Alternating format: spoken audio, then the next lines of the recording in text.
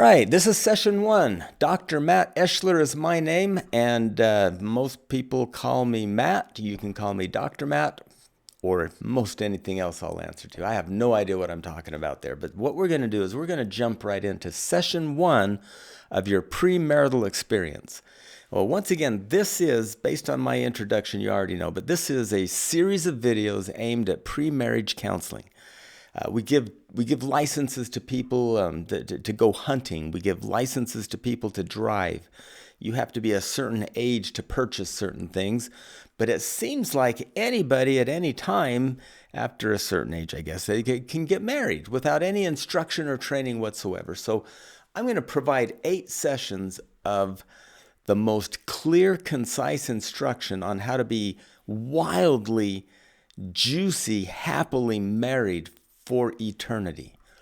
I'm going to give you the secret to success. I'm going to tell you how to maintain the love of your life so that you can have that love and feeling for the rest of your life. You can overcome all obstacles. You can have better sex, more joy, more juicy fun if you follow the tenets of these 8 videos. And if you do this, and you run through these experiences, you'll get home from your honeymoon and you'll just carry on and you'll live that honeymoon experience throughout the rest of your lifespan and into the eternities.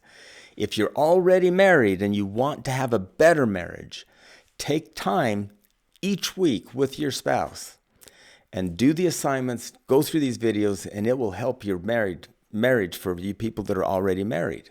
So this is touted as a premarital experience, but trust me, if your marriage has drifted into apathy, or if your marriage has drifted into maybe not being as special as it was or as fun as it was, if you're roommates now, or if you're even in high conflict, these 8 sessions will save your marriage and get you back on track for the life that you want. So point number 1 in this very first session, this foundation principle, it's called the marital governing purpose. That is a foundation principle that if you do not identify and intentionally define your marital governing purpose, you're probably going to drift here and there, and you might do all right for a little while, but you will never have the entire pure life that you want unless you live your life on purpose with intention. Now, there's a while there I was going to write this book on living a purpose-filled life. And then a pastor wrote it for me. Have you ever done that? Have you ever had a really good idea and you sat on it for too long and somebody else did your idea? Even down to taking the title. Now, I'm a religious man. I believe that there's a God in heaven. I believe that Heavenly Father called me to write that book, and I didn't do it for long enough that he called somebody else to do it. And so a guy in Texas, a pastor for this major religious organization, wrote the book, and he wrote it super good. It was excellent. So you can look for that if you want to, or you can just watch this video series and we'll talk all about it. But if you think about your marital governing purpose as bringing 2 whole people together, I'm going to walk you through the steps. So step number 1, I want you to think through this lens as individuals. You're a couple that's about to get married, or you're a married couple that's looking for a better marriage, and you're 2 whole people. Now, sometimes we forget that we're 100% whole. I don't want to do the wind beneath my wings, 50-50. You're my better half or my other half. What I want you to think through is the lens of I am a whole person and my partner's a whole person. And we are 100% unique, whole, and we come with strengths and weaknesses. What I would like you to do as individuals, and we're going to put this on an assignment list behind me. Number 1, I want you to identify your purpose in life. What is your governing purpose? Now, think about a governing purpose as not a goal. It's an altruistic statement of purpose. So, for example, Michael Jordan, during my growing up years, Michael Jordan was he was the best basketball player ever. Now, his stated purpose in life was to influence the world through playing basketball to the best of his ability. And I would dare say that he did that. That was his purpose, to influence the world through playing basketball to the best of his possible ability. Now, his purpose was stated that way. You can tell you can't really measure that. You can't really say that, okay, if you do something 3 times, then you're done. So your purpose needs to be a statement that it's living and it's breathing and it's eternal. It's something that you'll never finish. It's something you strive for. It's not something you're perfect at even. And so a goal would be, say Michael Jordan would set a goal, would be, I want to make 26 baskets in this game. So that's a goal with a start and a finish, and you can rate it and you can gauge it and tell whether you succeeded or failed. So goals are different than purposes. Your governing purpose is your mission statement for life. Some businesses have mission statements. Every one of us should have a very intentional governing purpose. So assignment 1, write down, it might be a paragraph, it might be a 20-page document, but I want you to write down your governing purpose for life. Okay, now that you've got your governing purpose written, I'm hoping you paused this and you went and did that. You might run all the way through this and then go back and do the assignments, however you want to do it. But now you each have a governing purpose statement. That statement is what's going to drive your behavior. It's going to inform your decisions for the rest of all eternity. See, if one of my purposes in this statement that I've made is to be an incredible father and the perfect husband. So let's say that a need of mine is to be entertained. I like to be actively entertained. And so let's say I decide to run to Vegas and buy hookers and cocaine. I could be actively entertained by hookers and cocaine. Oh, wait a minute. My governing purpose is to be an incredible husband and father.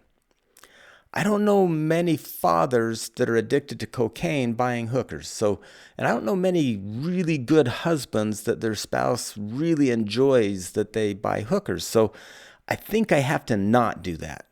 Maybe what I'll do for entertainment is start a YouTube channel and do YouTube videos and try to become an influencer and help people. Okay, so dads can do that. My kids might enjoy my videos. They're adults now, and they're all kind of on their way to getting married or married. And so it could help them. Okay, so that helps the dad compartment. And my wife can join me on some of these because she's a family sciences life coach, and she can give me some feedback on that. And she might think it's cool that I'm a YouTube influencer, and I'm joking about that. But she might just totally enjoy the process, and so that would help the husband compartment. Okay, I can do that. You see how this governing purpose informs your decisions. So that number 2 assignment is I want you to take a minute alone, each of you. And this is something you do as a whole person.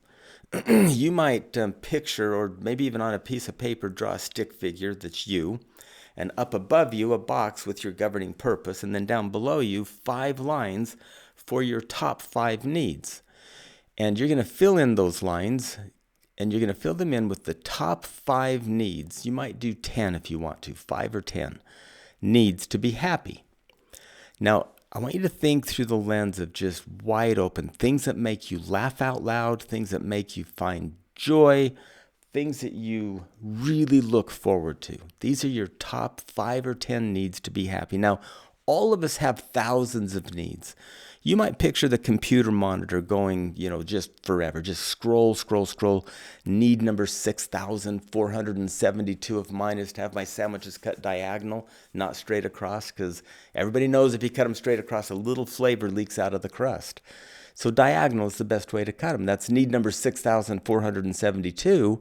So it's not way up on my needs list, but it's there. So you all have, just like me, you have thousands of needs. It's human to have needs. It's not selfish. I know some people are scared to admit they have needs. Some people try to just manipulate their needs. They try to sneak their needs in. And other people are boldly state their needs and ask for them to get met. Now, we can't expect other people to meet our needs, but we ought to ask for them to get met. Now, you and your lover are each going to have your unique set of needs. And so take a minute and write down your top 5 or 10 needs. Okay, now that you've got your needs list, I want you to talk with each other about it. So you're going to pause this and you're going to like sit with each other, face each other, sit cross-legged on the floor, lean back onto the couch in a chair, whatever you got, get comfortable. And I want you to ask each other questions about your top 5 needs. Now, these needs are going to move around a little bit. Sometimes when a need's not getting met, it moves up on the list. Sometimes it's just high on the list because it's a constant need that you want nourished and you want fed, and it's something that's important to you. So think through the lens of like intimacy. Intimacy is probably need number 3 for me. Companionship is need number 1. Loyalty, need number 2. Intimacy, need number 3. Family is need number 4, and my Heavenly Father would be need number 5. And they're all super important. They're not like in the most important order, but they're generally in the order that comes to mind to you. And so those top 5 needs, they can move all around the top 5 or 10, but they probably, like, could you imagine my need for a Heavenly Father or my need for companionship, intimacy, or for loyalty to drop to need number 10,000? No, they'll stay up in the higher ranks, and they might move around based upon other needs not getting met that become, maybe I get a little bit empty and I need to have my tank filled, and so I'll talk a little bit more about a need that's a little bit, maybe need number 7 will move up to need number 3, and number 3 will drop to 4. So you see what I mean. So sit with each other and just share your top 5 or 10 needs, and then ask each other probing questions. If you've been married a long time, I want to challenge you to not think you already know the answers to the questions.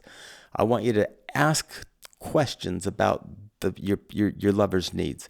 If you're coming into an engagement and you're going to get married, have some fun with this. If your partner says that one of his or her top needs is companionship, ask how that need gets met. Ask why that is a need of theirs. Ask what it looks like in their world. What do they think is happening when it's being met in the most wonderful, phenomenal, fantastic way? Find out what they think the need should cost. Find out things about the need that they think that is mandatory versus optional. All kinds of questions, and really get to know each other by asking about these needs. So when you get done with this portion, this assignment, you're going to have a deeper understanding of your lover. You're going to have a deeper, more heartfelt knowledge of how to meet their needs. Because in a marriage, what you try to do is watch out for your partner's needs. That's how you have their back. Everybody wants somebody to have their back. It's good to state your needs and then to just put them on a shelf and just allow your partner the freedom to either meet them or not. Your partner will meet them more often than not. You can't demand it. You can't expect it. You can't beat them up over it, manipulate it. You just watch and see and notice that if you focus on meeting your lover's needs, your lover is going to focus on meeting your needs. And if neither of you keep track, you just, without keeping score, move forward in life, it becomes just fun because you take care of each other. Now, as you move through your marriage, I challenge you to once a week. There's going to be some other sessions. We talk about this couples council meeting you're going to have once a week. Once a week, state your top 5 needs. Every week, talk about them. Every week, see where your partner's at with them. Every week, do a little report card with each other on how you're feeling about your needs getting met. Again, this is not a time to demand or get mad or to yell and scream. It's a time to say, I'm sad because, and I'm really happy because. I'm enthused about, and I'm kind of feeling a little bit bummed about. And so these meetings are critical. It's so hard for people to be confronted or to confront that we often avoid it. I want to challenge you to have this couples council meeting every week and talk about your purpose and your top 5 needs with each other to stay connected, to stay in love, and it'll keep your marriage juicy and whole. What a lot of couples do, if you're sitting with other people watching this that have been married for a long time, maybe drifted into roommate status, it's likely because they didn't have that meeting where they talked about their needs, where they gave each other a little report card on how they're feeling in the marriage and did a little temperature check on how hot the marriage is versus how much it's cooling off. If they did that, they could stay on course. If they don't do that, it's that thermodynamic rule number 2 where they drift apart. And so that's the idea about this. So you've got your purpose as an individual. You've got your governing purpose statement written and it's clear. You can change it up. You can massage it and let it grow as you grow. Then you've got your needs list. Now together, I want you to go create your North Star. Everybody needs a North Star. I remember as a kid moving sprinkler pipe. This was a miserable task, and you had to get these irrigating sprinkler pipes. If any of you have ever done it, bless you. And you kids that are listening to this that have never moved a sprinkler pipe, you're the luckiest person ever. I had to move 13 quarter-mile sprinkler pipe lines morning and night my whole growing up years. And every day you'd go out and you'd carry these big pipes, 60 feet across an alfalfa field, set them down. You'd walk in the mud. It would be cold. There'd be mosquitoes. It was miserable. And if you got done with these, there's about 32 pipe in each line. And my dad always got the end riser, not the center riser. So risers would be slipping around. It was just horrible. But at the end of the day, these pipelines needed to be straight. And mine would be twisted and curved. They'd be set. If you even get off just a little bit, by the end of the 32 pipe, you'll be way off course. So we would put milk cartons on posts, on fences on the other end of the field where the pipeline ended. So we'd look at a riser that shot the water out, and it would line up with that milk carton on the fence post way down at the other end of the field, 60 feet from the last fence post that had a milk carton on it.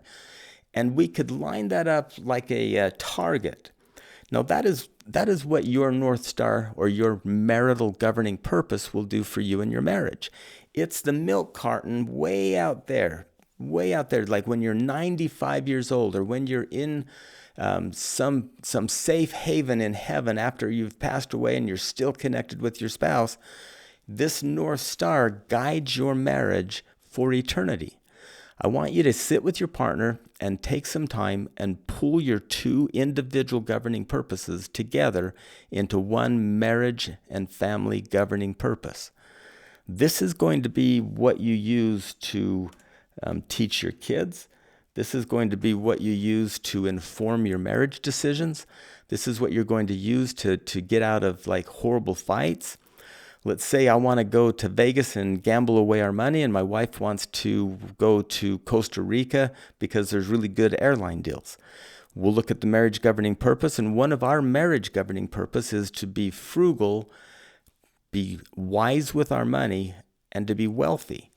Well, I don't know many frugal, wealthy, wise people gamble their money away in Vegas. So I'm not sure why all my examples have to do with hookers and gambling in Vegas. I'm moving away from that. But point is, my wife's trip to Costa Rica on discount tickets fits our marriage governing purpose. So we don't have to fight each other. We share our idea, and then we take our idea to our marriage purpose, and then we use the idea that conforms. Now, let's say both of us have an idea that conform with our marriage governing purpose. Well, then we just take turns. We'll do hers this year and mine next year. We'll do hers this time and mine next time, whatever it is. See, there's always a way to do this without a huge fight. But that's how you argue. You argue with each other to get to the point of choosing the best possible outcome for your marriage governing purpose. And because you've chose that together, you have this shared vision of where you're going. And so neither of you ever feel like you lose because you're on the same team. You share this vision of a teammate with your marital governing purpose, and that gives you an avenue to communicate.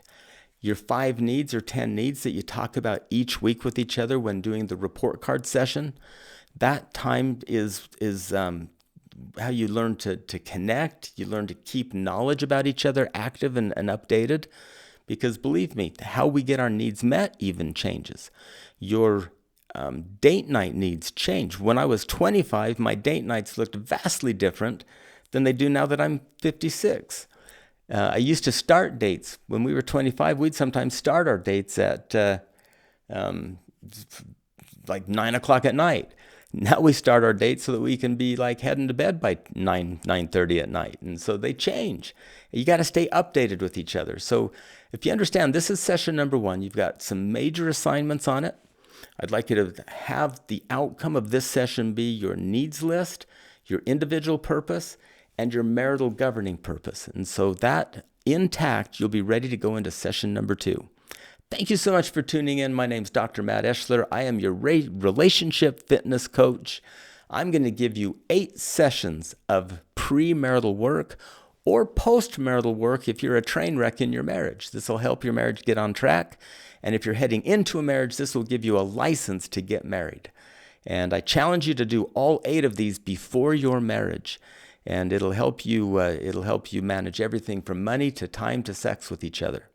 If you're already married and you're a train wreck or you're just not happy or you're roommates, this will help you get connected, have better sex, and have more joy in your marriage. So subscribe to this channel, check out these videos. There's a series of 8 of them coming your way, and we'll talk to you later. Thank you so much.